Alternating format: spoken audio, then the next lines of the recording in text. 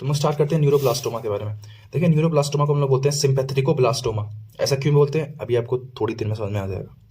अब देखें, ये पहले क्या होता है, common malignant tumour of neural crest cells. Neural crest cell का कॉमन ट्यूमर होता है। न्यूरल क्रेस्ट क्या होते हैं, ये ट्रांजिएंट स्ट्रक्चर्स होते हैं जो कि हमारी वर्टिब्री में बनते हैं एम्ब्रियोनिक डेवलपमेंट के दौरान, और ये हमारे पेरिफेरल नर्वस सिस्टम और बहुत सारी चीज़ों के डेवलपमेंट में रोल प्ले करते हैं। So they are transient structures which are formed near vertebrae during embryonic development and play a role in the formation of peripheral nervous system and some other important cells। ठीक, अब देखें, ये भी 4 साल से कम के बच्चों में होता है। एक और कौन सा ट्यूमर था जो 4 साल से कम के बच्चों में होता है, रेटाइनोब्लास्टोमा। अब most common extra cranial tumour of childhood होता है। ये सबसे कॉमन चाइल्डहुड का वो ट्यूमर है जो कि क्रेनियम के बाहर अराइज हो रहा है, ठीक, वर्टिब्री के पास अराइज हो रहा है ना, इसलिए। अब देखें, vast majority cases occur with in the abdomen and rarely in the cerebral hemisphere. मान लीजिए ये बच्चा है, ठीक है, तो ये इसकी वर्टिब्री में अराइज होता है, मतलब जो कैंसर है लगभग यहाँ पे, ठीक है। तो जो वास्ट केसेस होते हैं इस बीमारी के, वो एब्डोमेन के अंदर होते हैं। रेयरली कभी ऐसा हो कि सेरेब्रल हेमिस्फीयर इन्वॉल्व हो, ठीक। अब ये स्पोरेडिक होता है 98 to 99%, फैमिलियल होता है बस 1 to 2%। अगर फैमिलियल होगा तो उसका ऑटोसोमल डोमिनेंट ट्रांसमिशन होता है, बिल्कुल रेटाइनोब्लास्टोमा की तरह। अगर वो भी फैमिलियल है तो उसका भी ऑटोसोमल डोमिनेंट ट्रांसमिशन ही होता है। इसके अंदर जीन म्यूटेशन एक होता है। कौन सा gene mutation, germline mutation of ALK gene. ALK gene का वो क्या full form, anaplastic lymphoma kinase gene. इसका जर्मलाइन म्यूटेशन हो जाता है इस बीमारी के अंदर। ऐसा नहीं कि अगर जर्मलाइन म्यूटेशन है तो सिर्फ वो फैमिलियल का केस है, नहीं, कभी कभी कुछ केसेस में स्पोरेडिक वेरिएंट में भी ALK जीन का म्यूटेशन देखने को मिलता है। तो ये कॉमन है, आप मान के चलिए, दोनों में, स्पोरेडिक और फैमिलियल में, लेकिन ज्यादा कॉमन किसमें, फैमिलियल में। अब आ जाओ इसके क्लिनिकल फीचर के बारे में। तो जो ट्यूमर्स होंगी उनकी रैपिड सेल ग्रोथ होगी, मेटास्टैटिक स्प्रेड होगा, डेवलपमेंट ऑफ हार्मोनल सिंड्रोम। अब देखें, ये जो कैंसर होता है, बहुत, ये एक टाइप का, ये कैंसर किन में हो रहा है, न्यूरल क्रेस्ट सेल में हो रहा है, ठीक है। तो बहुत सारे हार्मोन्स के रिलीज से एसोसिएटेड होता है। एक और कौन सा ट्यूमर होता है, एक और कौन सा ट्यूमर था जो कि बहुत सारे हार्मोन्स की रिलीज करवाता है, कार्सिनॉइड ट्यूमर पढ़ा था आपने GIT में, कार्सिनॉइड सिंड्रोम। वो भी वो एक ट्यूमर था न्यूरो सिक्रीटरी सेल्स का, तो भी बहुत सारे हार्मोन्स को बॉडी में बढ़ा रहा था, ठीक है। ये भी क्या करता है, बहुत सारे हार्मोन्स बॉडी में बढ़ाता है, जैसे कि कैटेकोलामाइंस, ठीक है। इसके अलावा ये कुछ अलग कंपाउंड जैसे कि प्रोस्टाग्लैंडिन्स की जो रिलीज होती है बॉडी में, उसको बहुत बहुत इंक्रीज कर देता है, ठीक। नेक्स्ट है, इसका और फीचर होता है एब्डोमिनल डिस्टेंशन, क्योंकि ट्यूमर एब्डोमेन में हो रहा है, फीवर, वेट लॉस और मेलेज। एक चीज मैंने और आपको मतलब याद दिला दूं, देखो, जो ट्यूमर हार्मोन्स की रिलीज को बॉडी में इंक्रीज करता है, जो भी अगर कोई भी बॉडी में ऐसा ट्यूमर होगा जो कि हार्मोन्स की रिलीज को बॉडी में इंक्रीज कर रहा है, यानी वो न्यूरो सिक्रेटरी सेल्स है या फिर न्यूरल क्रेस्ट सेल्स है, तो मैंने आपको कार्सिनॉइड ट्यूमर में बताया था कि वो 2 मार्कर्स ऐसे होते हैं जिनके लिए वो हमेशा पॉजिटिव मिलता है, और उन मार्कर का नाम था न्यूरॉन स्पेसिफिक इनोलेज और क्रोमोगेनिन, ठीक है। तो ये ट्यूमर भी उन मार्कर्स के लिए हमेशा पॉजिटिव मिलेगा आपको, ठीक। नेक्स्ट आ जाओ रेडियोलॉजिकल इन्वेस्टिगेशन। देखिए, जब आप पेशेंट की वो करते हैं रेडियोलॉजिकल इन्वेस्टिगेशन, तो आपको कैल्सिफिकेशन बहुत जगह पे आपको कैल्सिफिकेशन दिखता है एब्डोमेन में, फोकाई का मतलब मल्टीपल जगह पे कैल्सिफिकेशन दिखता है एब्डोमेन में, ठीक। क्योंकि कैंसर सेल ग्रो करती हैं, फिर उनका नेक्रोसिस होता है, फिर कैल्सिफिकेशन हो जाता है, तो आपको बहुत सारे फोकाई पे कैल्सिफिकेशन देखने को मिलेगा। नेक्स्ट स्प्रेड, इसका स्प्रेड हेमाटोजेनस भी होता है और लिम्फेटिक्स के थ्रू भी होता है, और ये वाइडली इन्वॉल्व करता है स्कल बोन्स को, लीवर को, लंग्स को, रीजनल लिम्फ नोड को, सबको इन्वॉल्व करता है ये, ठीक। बात ऐसी है कि ये मान लें इंसान है, ये उसकी मिड लाइन है लगभग, समझ लीजिए, ठीक है। अगर ये ट्यूमर इस मिड लाइन के नीचे है, ठीक है, तो इसका प्रोग्नोसिस अच्छा होता है। लेकिन अगर स्प्रेड के थ्रू पहुंच गया ऊपर लंग्स में, लीवर में, तो आप समझ जाइए इसका प्रोग्नोसिस जो है वो वर्स्ट होता जाएगा धीमे धीमे, ठीक।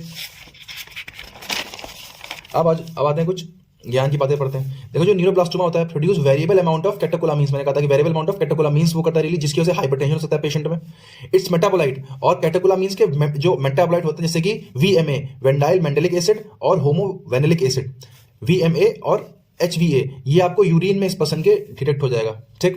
Person also develop carcinoid like syndrome due to production of kinins and prostaglandin by tumour. मैं पहले कहा था ये कार्सिनॉइड लाइक सिंड्रोम दिखा सकता है, क्योंकि जो कार्सिनॉइड सिंड्रोम होता है उसमें भी यही होता है, जो वेजोडाइलेटरी हार्मोन्स होते हैं बॉडी में वो बहुत ज्यादा मात्रा में रिलीज होते हैं, जैसे कि सेरोटोनिन। कार्सिनॉइड सिंड्रोम में सेरोटोनिन बहुत ज्यादा मात्रा में रिलीज होता है, यहाँ पे प्रोस्टाग्लैंडिन, दोनों का काम क्या है, वेजोडाइलेशन। तो जब प्रोस्टाग्लैंडिन वो होगा रिलीज, तो इससे होता है बॉडी का वेजोडाइलेशन। जब होगा वेजोडाइलेशन तो आपको देखने को मिलेगी फ्लशिंग, वाटरी डायरिया, ठीक है, और हाइपोकैलिमिया, ठीक। तो it may develop carcinoid like symptoms और due to production of kinins and prostaglandin, and these symptoms include watery diarrhoea, flushing of skin और हाइपोकैलिमिया। अब आ जाओ इसकी प्रोग्नोसिस पे। देखो, ये कुछ 4 फैक्टर हैं, अगर ये हैं तो इसकी प्रोग्नोसिस बेटर होगी। सबसे पहला है, अगर बच्चे की उम्र 2 साल से कम है, मतलब 4 साल से पहले ही बच्चे में ये ट्यूमर डिटेक्ट हो गया, तो अच्छी बात है। सेकंड है, अगर एक्स्ट्रा एब्डोमिनल लोकेशन में है, extra abdominal location of tumour, then abdominal mass, ठीक है। ट्यूमर एक्स्ट्रा एब्डोमिनल लोकेशन पे तो है, ठीक है, बट एब्डोमिनल मासेस आपको देखने को नहीं मिल रहे हैं, मतलब अभी एब्डोमेन बहुत वाइडली इन्वॉल्व नहीं हुआ है, अभी वो ट्यूमर स्प्रेड करने की कोशिश कर रहा है, ठीक है। तो एक्स्ट्रा एब्डोमिनल लोकेशन है ट्यूमर की और एब्डोमिनल मासेस नहीं है, तो इसकी प्रोग्नोसिस अच्छी होगी। नेक्स्ट, अगर पेशेंट स्टेज 1 में है या स्टेज 2 में है तो इसकी प्रोग्नोसिस अच्छी होगी। अब स्टेज 1 या स्टेज 2 क्या होती है? स्टेज 1 का मतलब ये है कि जो ट्यूमर है वो कन्फाइंड है to the organ of origin, वो जहां से ओरिजिनेट हुआ है वहीं पे भी कन्फाइंड नहीं होती है स्टेज 1। स्टेज 2 का मतलब क्या होता है? Tumour extending in continuously beyond the organ of origin, ठीक है। मतलब ऑर्गन ऑफ ऑरिजिन से आगे वो स्प्रेड तो कर रहा है but not crossing the mid line. वही मैंने आपको बताया कि मिड लाइन को उसने क्रॉस अभी तक नहीं किया है, तो इसका प्रोग्नोसिस अच्छा होगा। नेक्स्ट है लास्ट, अगर hyper diploidy, lack of amplification of NMYC oncogene, NMYC oncogene होता है, ठीक है। अगर इसका एम्प्लीफिकेशन नहीं हो रहा, क्योंकि ऑन्कोजीन का अगर एम्प्लीफिकेशन हो जाए तो फिर कैंसर का रिस्क और बढ़ जाता है। तो lack of amplification of NMYC oncogene, hyper diploidy और absence of telomerase expression. Telomerase का एक्सप्रेशन भी नहीं देखने को मिल रहा है, क्योंकि हमें मालूम है कि जितना ज़्यादा इसका एक्सप्रेशन होगा सेल डिवीजन उतना ही फास्ट हो जाएगा, ठीक है। तो अगर इसका एक्सप्रेशन देखने को नहीं मिल रहा है, लैक ऑफ एम्प्लीफिकेशन है NMYC ऑन्कोजीन की, हाइपर डिप्लॉइडी है, तो ये पेशेंट का जो प्रोग्नोसिस है वो अच्छा होगा। अब आते हैं इसके माइक्रोस्कोपिक एग्जामिनेशन पे।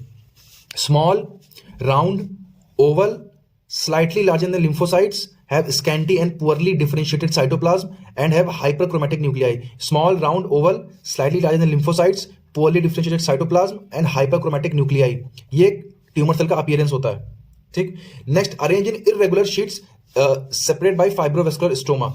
जो ट्यूमर सेल होती है वो इरेगुलरली फैली होती हैं और सेपरेटेड बाय फाइब्रोवेस्कुलर स्टोमा। अब देखिए, मैंने आपको पढ़ाया था रेटिनोब्लास्टोमा, उसमें मैंने आपको पढ़ाया था Homer's Wright body, Homer's Wright rosette. तो मैंने उसमें कहा था कि न्यूरोफिब्रिली स्ट्रक्चर्स के around tumour cell radially arrange होती हैं, इसे हम लोग बोलते हैं होमर्स राइट रोजेट। यहां पे हमें वैसे ही सूडो रोजेट्स देखने को मिलते हैं। सूडो क्यों? ट्यूमर सेल रेडियली तो अरेंज होती है बट ये न्यूरोफिब्रिली नहीं है। ये क्या है? ये फाइब्रोवेस्कुलर स्टोमा है। ये तो फाइब्रोवेस्कुलर स्ट्रक्चर के अराउंड अगर रेडियली ट्यूमर सेल अरेंज है तो हम लोग इसे बोलते हैं सूडो रोजेट। जो रियल रोजेट है या फिर जो होमर्स राइट रोजेट की रियल फॉर्म है वो हमें देने को कहाँ मिलती है? रेटिनोब्लास्टोमा में। Classically neuroblastoma shows होमर्स rights rosette, इनको बोलते हैं pseudo rosettes, which have central fibrillar. देखिए यहाँ पे इसके सेंटर में क्या था? जो रेटिनोब्लास्टोमा था उसके सेंटर में था न्यूरोफिब्रिलरी फिलामेंट्स। इसके सेंटर में क्या होता है? Have central fibrillar eosinophilic material surrounded by radially arrange tumour cell. तो यहाँ पे फिब्रिलर यूसिनोफिलिक मटेरियल होता है और वहां पे क्या था हमारा रेटिनोब्लास्टोमा में? न्यूरोफिब्रिली। यहाँ पे यूसिनोफिलिक फिब्रिली होता है, material arrange by tumour cells radially. अब मैंने आपको कहा था कि ये ट्यूमर बहुत सारे हार्मोन की सिक्रीशन को इंक्रीज कर रहा है, मतलब एक kind of neuro secretory tumour है। तो ये न्यूरॉन स्पेसिफिक इनोलेज और क्रोमोगेनिन, इन दोनों मार्कर्स के लिए हमेशा पॉजिटिव मिलता है, ठीक। अब आ जाए, देखो ये स्ट्रक्चर्स देख लो कुछ। देखें, ये हमें देखने को मिले यहाँ पे सूडो रोजेट्स, ठीक। रोजेट है लेकिन देखिए मतलब क्या क्या देखने को मिलेगा। ये है हमारी अनडिफरेंशिएटेड ट्यूमर सेल। देखिए मैंने कहा था राउंड या Oval, slightly larger than lymphocytes, ठीक है। नियरली राउंड या ओवल होती है, स्लाइटली लार्जर देन लिम्फोसाइट्स, ठीक। ये सूडो रोजेट्स देखने को मिले। ये हमारा क्या है? ये यूसिनोफिलिक फिब्रिल स्ट्रक्चर और यहाँ पे रेडियली वो अरेंज्ड है ट्यूमर सेल्स, ठीक। अच्छा, ठीक है, बस हो गया, थैंक यू।